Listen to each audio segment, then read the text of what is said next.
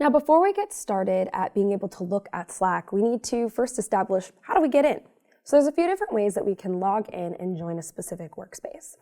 The first place we can go is we can just go directly to slack.com, brings us to our landing page, and we can jump up and go to the sign in option. Now this is if you know what your credentials are and how you can log in.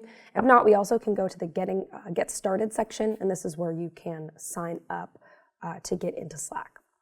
Another way that we can get into a workspace is you also might have received an email to join a specific workspace on Slack, and you can just click join now. But for this, I'm just going to show you, we'll click sign in.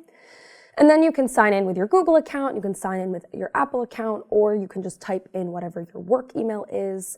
There's also a way where you can sign in manually, and this you need to know what the workspace URL is. So for this, I'll actually show you on the Google. You'll see that the workspace URL is usually inside of the invitation email you might receive.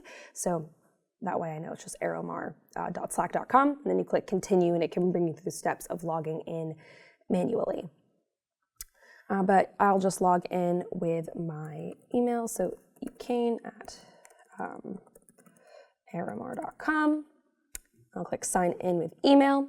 Now it's going to send me an email code. So that's what's kind of nice about Slack. You don't always have to remember your password. Sometimes it will send you these authentication codes instead. So I'll have my email, my Slack code. Just copy that, paste it in there.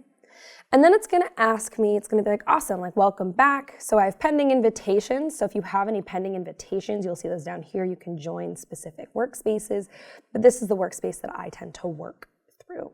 You also have the ability to create another workspace, depending on what your permissions are. Some organizations, whoever your Slack admin is, you might not have that ability, so you might not see the option to create another workspace. But for this, I'm going to just go into the workspace that I'm already in, which is ArrowMar. So I'm going to click open. And then being that I have the Slack desktop app already on my computer, it's going to ask me to open Slack. If not, you can also use use Slack in your browser to open up the browser version of Slack.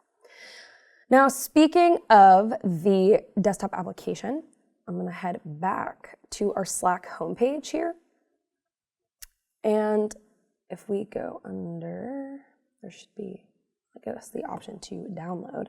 So actually, if I go and type Slack download real quick on my browser, and then, so we'll just go to slack.com/download/Windows. If you happen to be a Mac user, just make sure you get the one that's for Mac.